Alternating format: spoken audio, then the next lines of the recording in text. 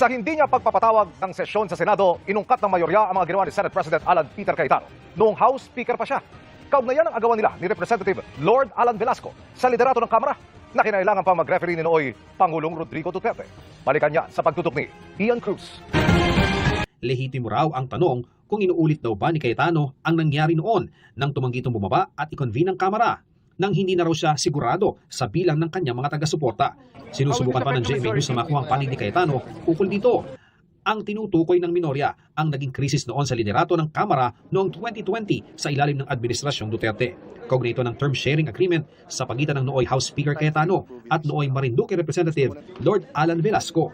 Sa ilalim nito, upong Speaker ng 18th Congress si Cayetano sa loob ng 15 buwan at papalitan ni Velasco sa susunod na 21 buwan. Pero nang palapit na ang napagkasundo ang palitan ng liderato, payag man daw si Cayetano na bumaba, iba naman daw ang gusto ng kanyang mga taga-suporta. I'm offering my resignation here and now. Pasensya na po, Speaker Alan, but I object to your offer of resignation. Sa gitna ng bagyong to, dapat po bang pinapalitan ang iyong kapitan? October 14 dapat ang sinasabing usapan ng palitan ng liderato. Pero mahigit isang linggo bago niyan, biglang sinuspindi ni Cayetano ang sesyon noong October 6. Mas maaga sa orihinal na schedule na sa halip na October 16. We cannot simply go to the session hall even if 300 kami dyan and say that we resume the session. Diba? Because we can resume on November 16.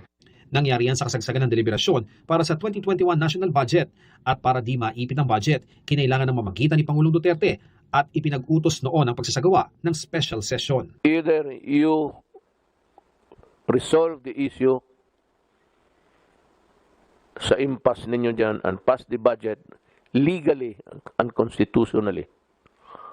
Pag hindi ninyo ginawa, ako ang gagawa para sa inyo. Hindi ako nananakot. Wala akong ambisyon manakot. Wala rin akong ambisyon na tatagal dito sa pwestong to na puro problema. Frustrated siya, galit siya, kasi kita mo naman, sabi nga niya sa akin, Lord, hindi lang ikaw napahiya, tayong dalawa.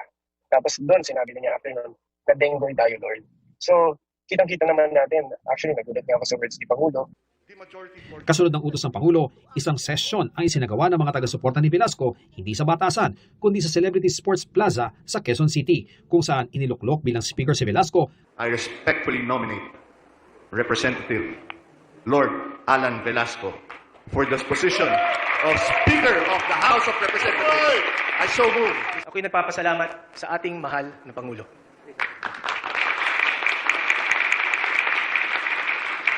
A man of his word. May isang salita. Sa mabuting halimbawa and for inspiring young government servants like me. Pero kinwestiyon pa rin ito ni Cayetano. Ang gagawin nyo, papalitan lang ako, di ako hadlang. But you try to burn this house down, you're in for one hell of a fight. Nang magtungo nga ang kampo ni Velasco sa Kamara kinabukasan, saradong pinto ng plenary hall ang kanilang dinatnan. Look what he's doing. He's preventing us from entering the plenary session hall of Congress.